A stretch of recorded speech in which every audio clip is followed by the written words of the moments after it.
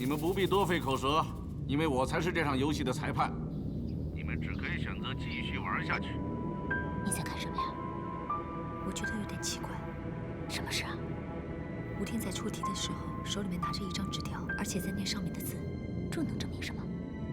证明他不是出题的人。公孙探长，接下来是专门为你出的题。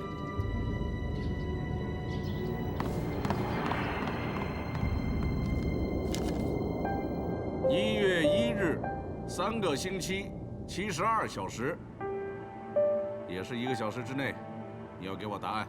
什么乱七八糟的？简直是语无伦次嘛！一点都不乱。你已经知道答案。这道题是出给公孙泽的。第2道题指的是明西路。这3句话是个字谜，1月1日，一个日子一个月子加一起是个名字。那3个星期呢？1个星期7天，3个星期就是21天。西字，正好是一个时，再加一个时，然后是一，最后是个日子，就是个西字。哦，加起来是明西路。那72小时呢？72小时是3天，3个日就是个京字。这个京字应该是针对明西路某个提示。哥，你对德成了如指掌，明西路有什么特别的吗？明西路是条非常偏僻的小街，没什么特别。吴天指明让你去，一定是有所指。要说特别，就是地方偏僻，所以暗娼小姐大多聚集在此地。哎，头儿，吴天要你去找小姐干嘛？不是去找小姐，是去找线索。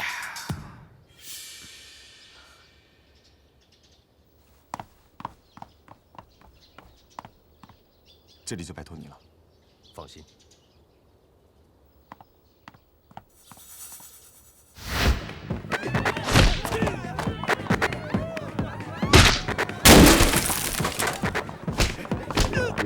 住手！别费劲，干正事。站住！小子，找事儿是吧？对，这条路走。借路是吧？行啊，给爷爷跪磕仨头，让你们走。看什么看？不服啊？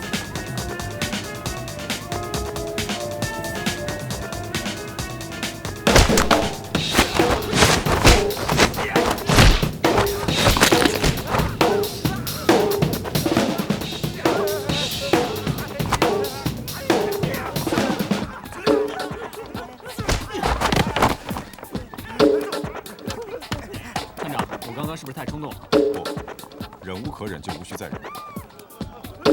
你看，有金子。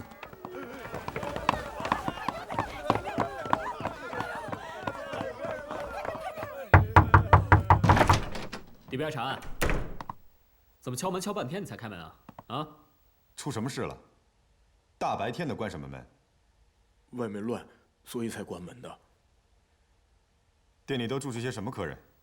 没有，最后一个客人上午也退房走了，现在店里没有人住。是吗？那201的钥匙为什么没有？这个可能是服务员拿走了。把全体服务员集中到前台，我要问话。别把事情闹大。说，到底发生什么事？今天上午，服务员在打扫房间的时候，发现201房间死了个妓女。死了人？为什么不报案呢？包娼必赌是罪，杀人也是罪，你自己掂量清楚。我们店小力薄，又处在明西街这种地方，我们只能睁一只眼闭一只眼，为暗娼们提供服务场所。然后呢？然后他们就办事拿钱走人，我们就提一点成，这样也就相安无事。可今天那个小春桃就是死在房间那个妓女，这事情一旦张扬出去，警察局要查封我这小店了。所以你们就关上大门，准备自己处理尸体？我也没有办法呀，一家老小10几口人呢。别废话，尸体呢？还在201房，没来得及处理。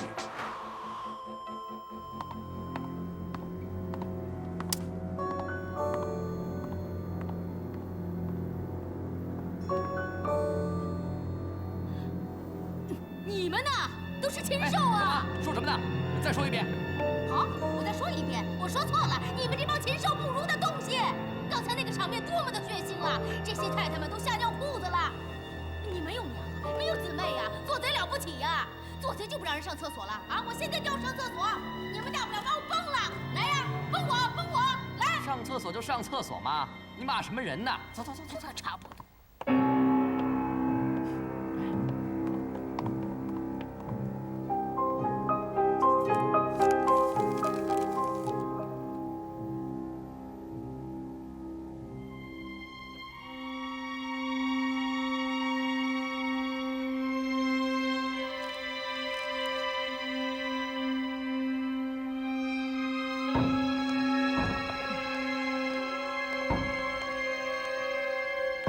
走啊，看什么看？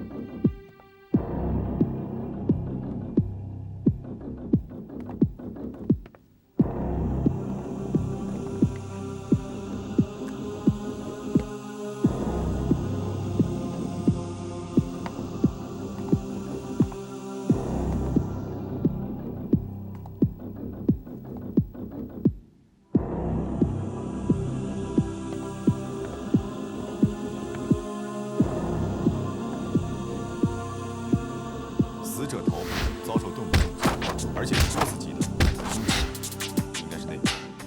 太过分了，头被砸烂了。说明凶手没有犯罪经验，可能是冲动杀人。头儿，首饰全都不见了，是不是小偷为了偷窃而谋财害命？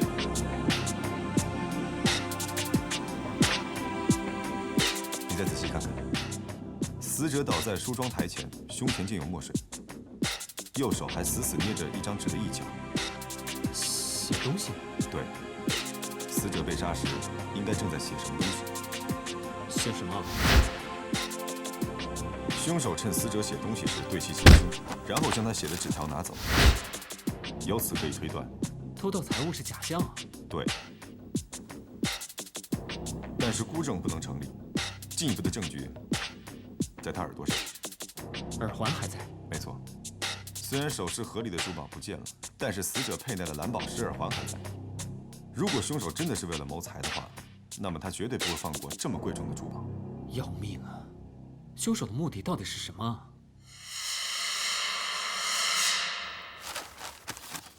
叫我来干嘛？研究一下。我是飞贼，又不是教授。你太谦虚了。飞贼界要是开班授课的话，你就是教授。这张地图，公孙泽都已经翻烂了，都没想到办法解决。我能有什么办法？要没有困难，我就不找你了。你就把这个医院地图想象成一个保险柜，这个世界上只有你能打开，这是你的强项。这个比喻我喜欢。来了来了，开饭了！都什么时间了，还有心情吃饭？不是给我们吃的，是给里面的人吃的。这么长时间了，无论是绑匪和人质都没有吃饭。你这叫明修栈道，暗度陈仓。我要给公孙泽争取一些时间，最主要是跟里面的人取得联系，里应外合。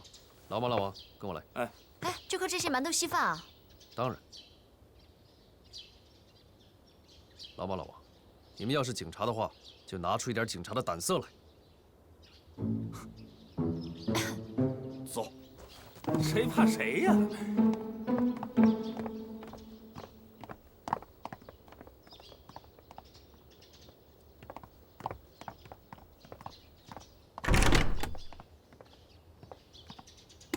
站住！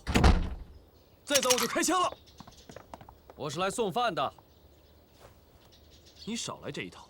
你不饿，那些太太们也饿呀。一桩绑架案，如果绑匪和人质全部都饿死了，不是让江湖人嘲笑吗？放心，我不会在食物里面下毒的。如果下毒的话，最先毒死的也是我妈。你可以让人质们先吃嘛，别再考虑了。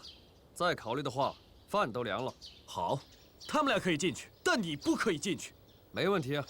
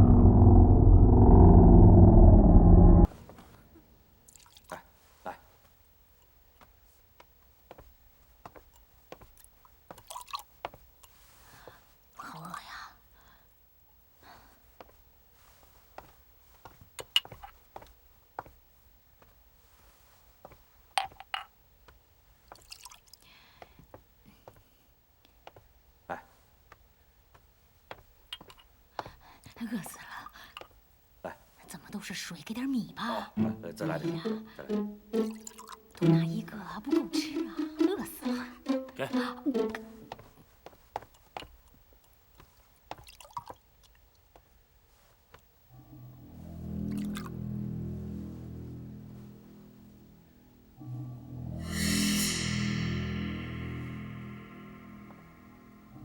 看什么看？领完就走。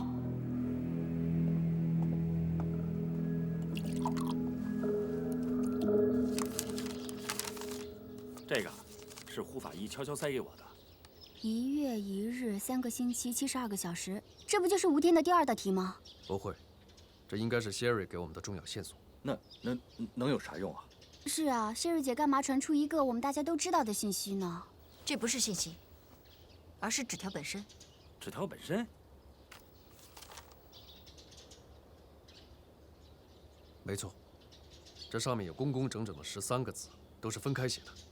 字迹工整也是个问题啊。字迹再工整的人也不会写成这样，间距不会这么平均的。哦，我明白你的意思了。你是说这张纸条是电文？没错，是电文，所以格式才会是这样。这说明在吴天的背后还另有其他指示。吴天只是一个照本宣科的执行者，那个幕后的主使一定知道我们会监控医院所有的电话，所以用电文的形式来跟吴天取得联系。小赵，在。排查医院范围内所有的无线电信号。是。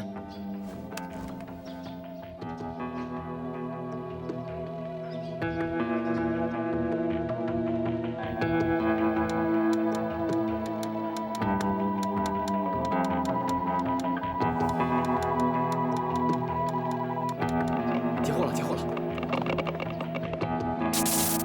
糟糕，中断了！你搞什么呢你？信号刚截获就被中断了，根本没办法追踪具体位置。唯一能确认的就是信号很强很清晰，位于德城市内东南某处。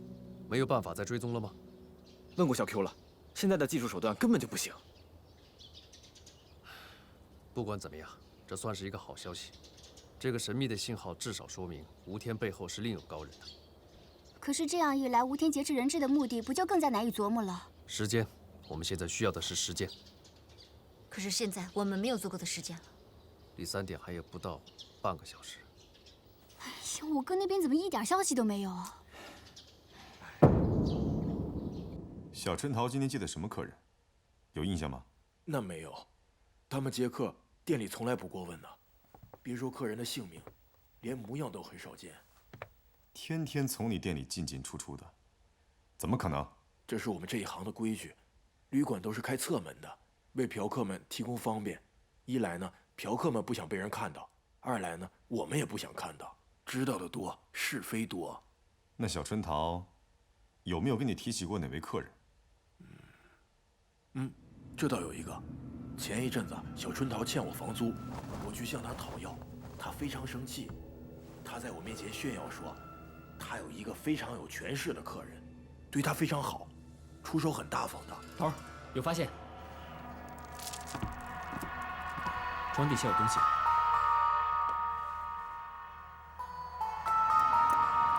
是蓝宝石项链。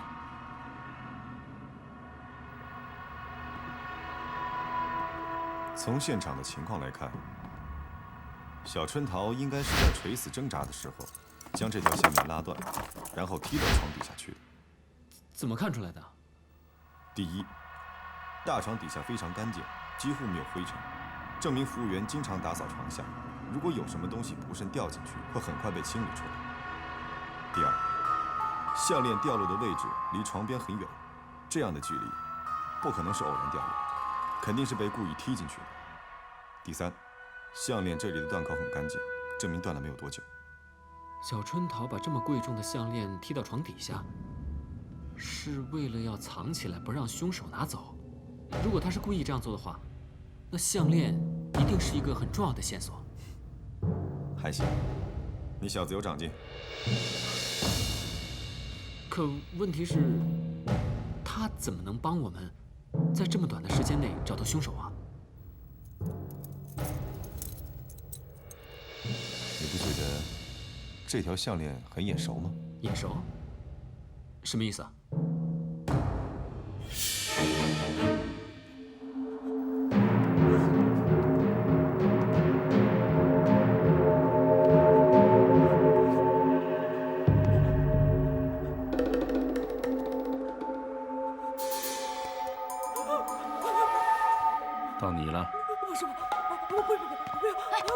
要找我！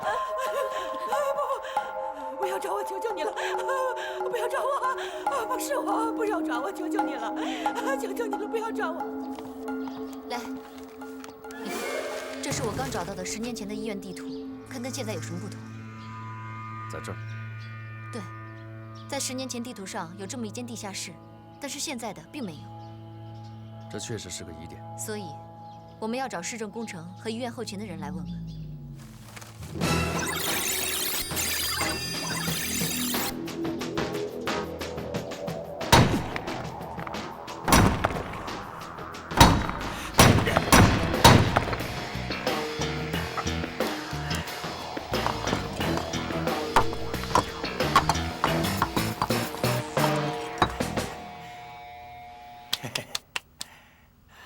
我问的问题你都听明白了吗？明白了。说起来，10年前那些老医生现在都已经退休了，知道情况的恐怕只有张院长一个人。拜托，那个张院长从劫车案一开始就被打死了。那么这间地下室在地图上消失，就没人能解释了。恐怕是这样。谢谢你配合我们，把他带下去吧。好，跟我来吧。时间到了，公孙探长还没回来，我没办法了，我只能做我不想做的。检察官，救我！救我！我不要死！我不要死！我回来了！吴健，明西路发生了一起妓女被杀案，凶手是谁？你还有2分钟，快点给我答案！凶手就是你，司法局长公孙泽，不要信口开河。人命关天，我可没开玩笑。有证人证明，这名妓女曾与一名政府的高官交往甚密。公孙探长，我警告你啊，你我都是执法者，指证是要有证据的。当然有证据，就是这个，这是凶手送给那名妓女的礼物，一条破项链而已，能说明什么？在本市，像做工这么精致的蓝宝石项链，只能到麒麟珠宝行才买得到。所以，我已经到珠宝行了解了卖家的情况，而店主确认，购买这条项链的人就是你。简直是胡扯！珠宝店每天进进出出客人这么多，店老板怎么就能确定是我买的珠宝？没错，客人虽然众多，但是在同一天用巨款一次性买下2条蓝宝石项链的贵客，恐怕就不多了吧，局长先生。我不明白你在说些什么，谁知道一天买2条项链的人是谁？好，我来帮你解释。因为你在外面包养情妇，心中有愧，于是就买了2条相同的项链，一条送给了妓女小春桃，而另一条你作为补偿送给了你的老婆。不信，大家现在可以看一看，在他老婆的脖子上，现在就戴着这条项链呢。我不要死！我不要死！老公，救救我呀！救救我！怎么样，局长先生？要不要我去把店主叫来，跟你当面对质呀？我看你是不敢了。你贪图美色，包养情妇，始乱终弃，你还有什么话说？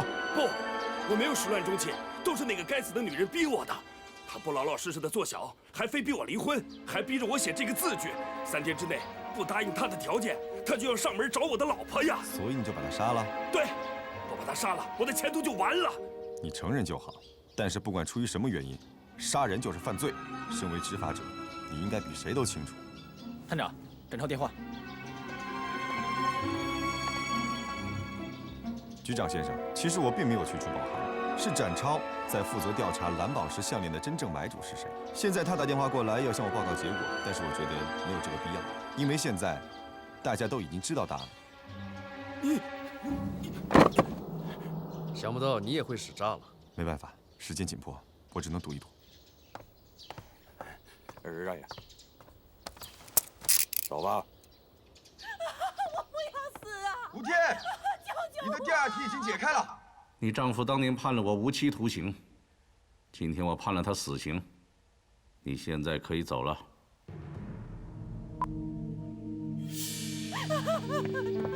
我不要死！我不要死！吴天真是可怕，身在医院，却能洞悉城里发生的一桩桩罪案。他是怎么做到的？真正可怕的不是吴天，而是吴天背后的人。难道你是说孔雀眼？我越来越确信，这一切背后推手是孔雀眼里的另一个阴谋家。他的心计让人想起来都有点不寒而栗。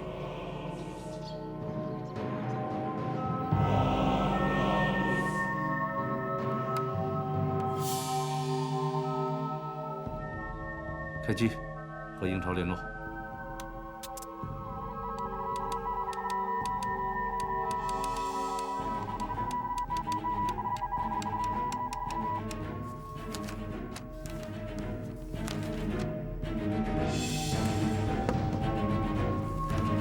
老板，突然接到一份明码电文，我已经知道你的存在，保证。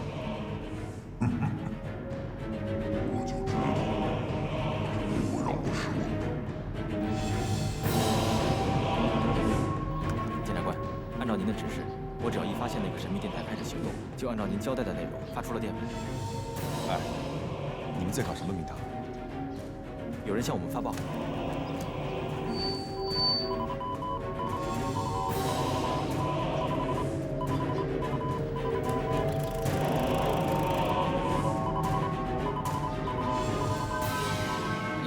明码电文，内容是：你和我的游戏才刚刚开始。署名了吗？孔雀王。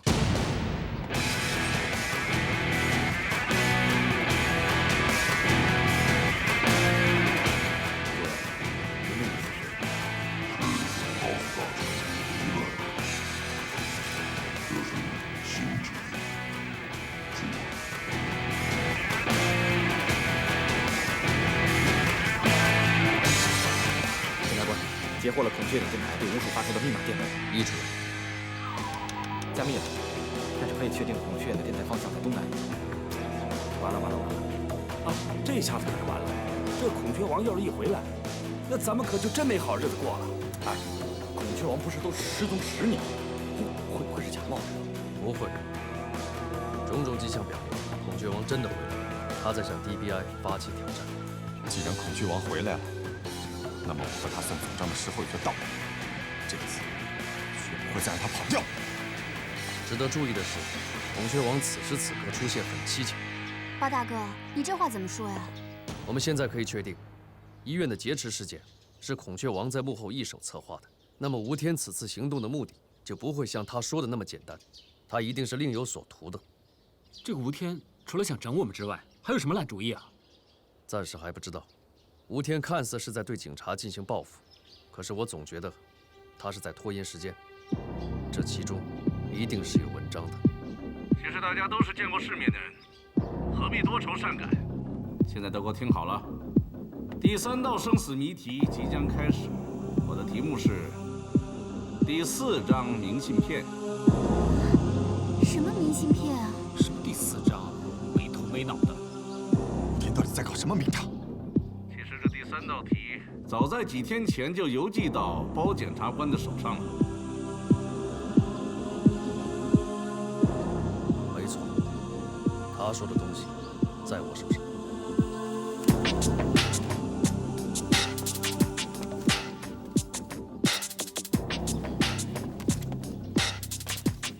你和我的游戏刚刚开始，这跟孔雀王的密电是一模一样的。孔雀王真是老谋深算，早在几天前就已经布好局了。不是几天前，而是我来德城的第1天，他就已经开始算计我。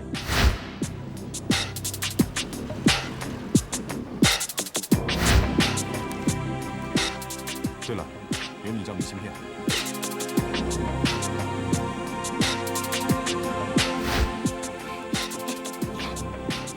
哪来的？不是你朋友寄给你的吗？啊，普通朋友。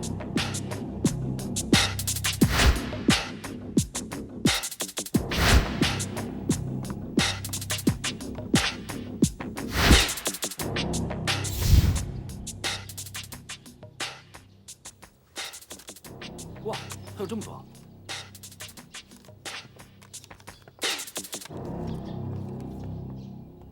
哎，邮戳上的日期，那这张就应该是最早的吧？是啊，包大哥，这张的日期是你来德城的前1天寄出的。对，第1张明信片是我来德城走马上任的第1天收到的。我当时就觉得，我的德城之行会遇到一个非常强劲的对手。为什么？你看看他们的文字。你带来正义，我带来死亡。这是第2封吗？城堡从内部攻破。第3封谁拿着？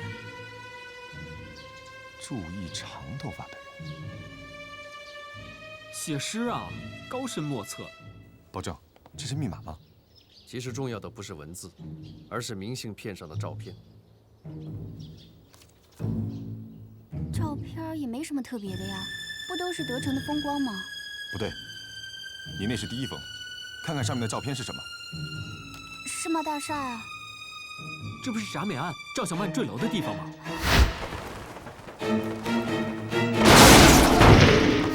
哎，这张不是德城博物馆吗？那不就是国宝大劫案吗？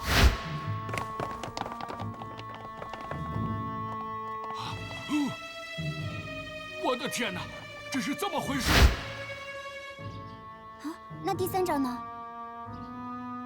是瑞鑫药业的大门。那不就狸猫换子？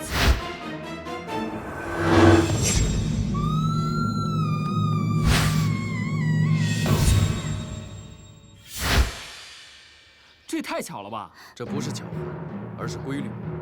每当一桩大案发生之前，我都会收到一张明信片，事后证明明信片上的照片就是案发的地点，所以我才能够第一时间赶到了世贸大楼的天台，并且确信德城博物馆一定会发生大案，而且怀疑瑞鑫药业跟刘丽华之间一定有问题。原来是这样，我还一直以为你通灵呢。所以当我收到第4张明信片的时候，我就确定又将有大案发生，而发生的地点就是明信片上的照片。可是这明信片上地方没有标志性建筑物，怎么确定是哪儿呢？公孙泽，你看看这张照片是什么地点？这个你在行。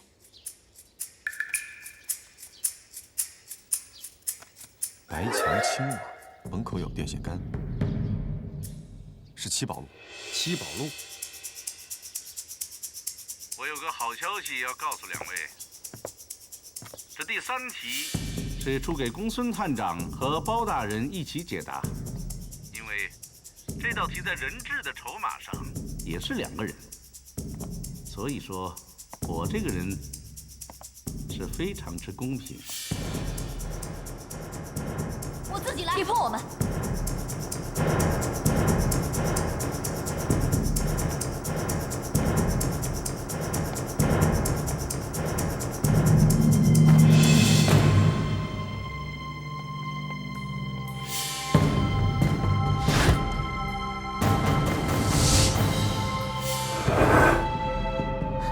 是包妈和雪莉姐。1个小时之内，也就是在5点之前，如果你们2个给不出答案的话，那么这2个你们至亲至爱的女人就要与你们永别了。现在只剩58分33秒了，我就不多说了，开始吧。走。喂。嘿，涛，最新消息，瑞士表厂已经查到那块编号为39776手表的买主了，是一个叫王秋平的人。莫名其妙。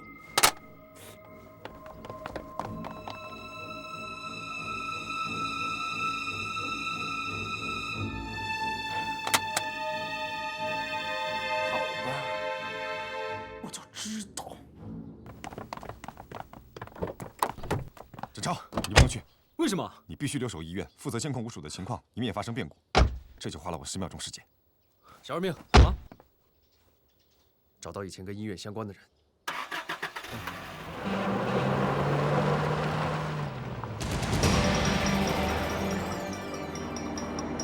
我们走这条路，这是他记录的，起码能节省1分钟的时间。嗨，你怎么来了？你们忘了一件重要的东西，法医所需要的箱子。这是我和包正的事情，不需要第3者。谁是你们的第3者？我是过来帮忙的。你们2个怎么会现在把我扔下车的？既然来了，你就打下手，多看少动，不许捣乱。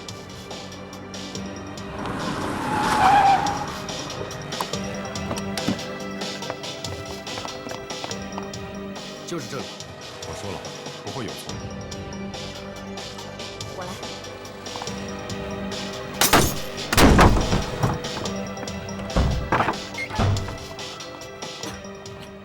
天哪，这房子多久没人住过了？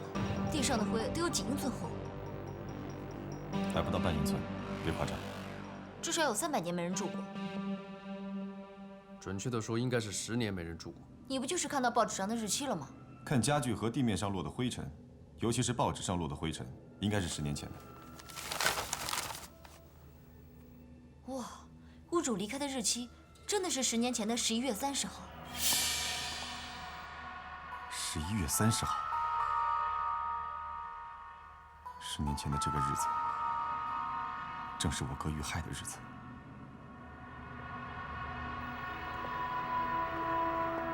放心吧，我们一定会为他讨回公道。这样吧，这间房子也不小，时间紧迫，我们3个人最好分头搜查。等等，我们的重点是什么？不知道。所有的。我第一次看到包检察官心里这么没底的样子。哪怕你有些不靠谱的理论也行啊。我现在也只能够靠猜了。如果说前2道题涉及的是一桩案件的话，那么这道题应该也涉及一桩案件。从这些灰尘，应该是一桩陈年旧案。保证，你搜客厅，我搜卧室。孟非，你搜书房。好，听你的。听你的。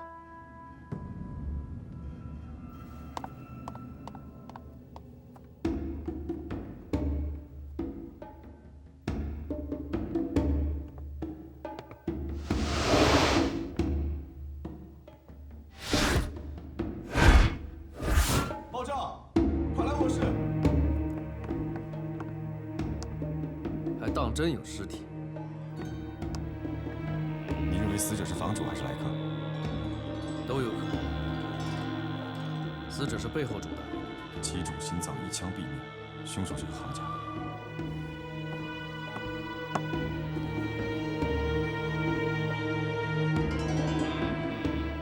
死者身份是警察。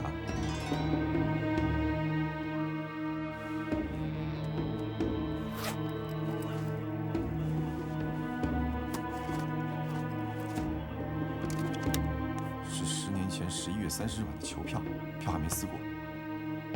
比赛开始时间是当晚7点半，死者应该死于晚7点之前。根据子弹的射入方向和死者倒地的位置来判断，凶手应该是站在楼梯口的那个位置，从死者背后开枪。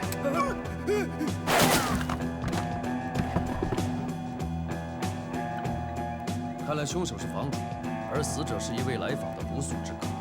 凶手在行凶之后，就匆忙地收拾东西离开。我有重大发现。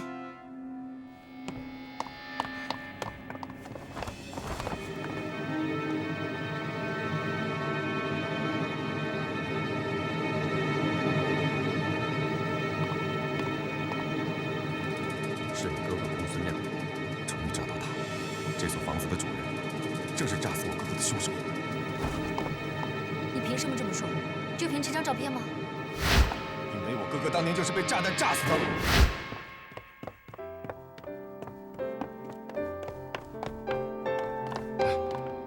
局长，我哥他怎么了？我哥他出什么事了？你先别着急，阿亮遭到了炸弹袭击。什么？哥！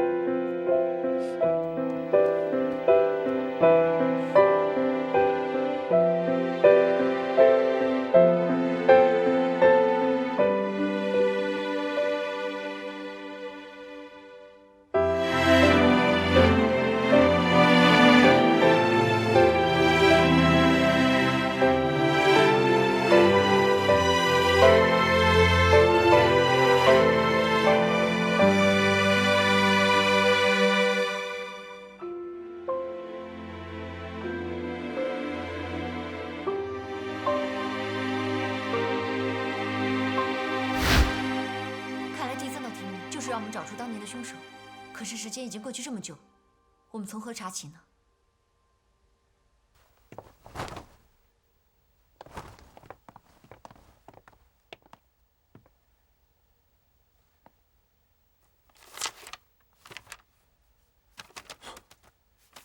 凶手已经查了火车时刻表，可能早已逃离德城。10年时间都过去了，没准又回来呢。也许根本就没有走。你们看这儿，这里有这么多的现金，看厚度应该有2000块钱左右。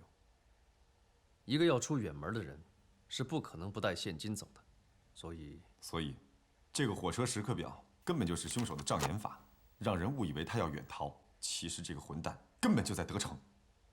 就算我们的判断是正确的，可是我们依然无法找到凶手的踪迹啊。不对。你说什么不对？还是我说的不对？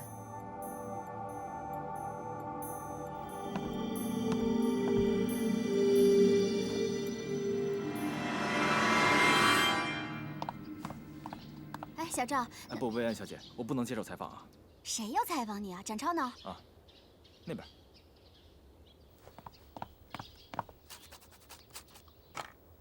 喂，我是 DBI 探员展超。请问周西福先生在吗？西福还大款。啊，他过世了。啊，哎，对不起啊，请节哀。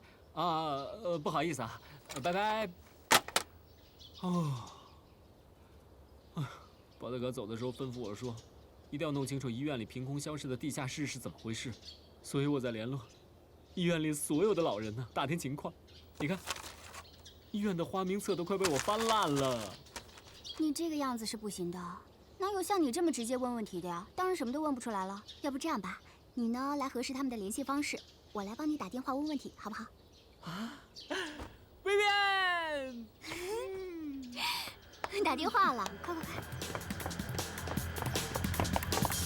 我问了周围街道的邻居，都是这几年新搬来的。奇怪，非常的奇怪，这房子里居然找不到关于死者身份和屋主身份的任何线索。那现在只能到附近的骗局警所查户籍登记了。要抓紧时间，我们只有半个小时时间了。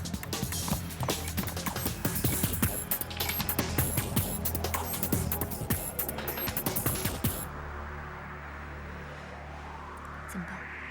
就剩半个小时了。没事的，别怕。你不用担心我对包正、公孙探长还是有信心的。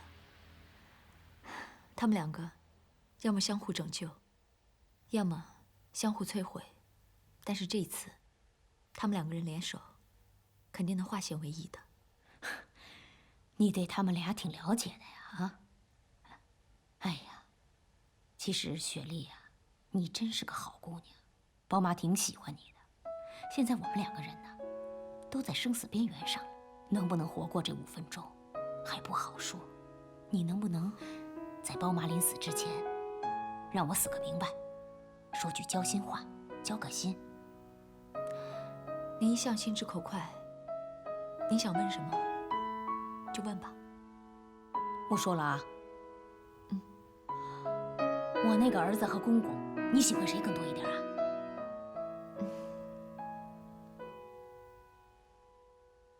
这2个我都没意思。没意思就是没说真话呀。你不是不想，是不敢吧？都到这个节骨眼了，我没必要骗您。哎呀，雪莉，你这个人你做人就是这个问题呀，不清不楚啊，不阴不阳的。你搞得2个孩子无所适从，追又不是，不追也不是。哎呀，作为女人呐，要给男人暗示，给他们希望，给他们机会。男人就跟小孩子一样啊，得哄他，给他点甜头，但是啊，不能给太多啊。我就是还没想好。等你想好了就太晚了。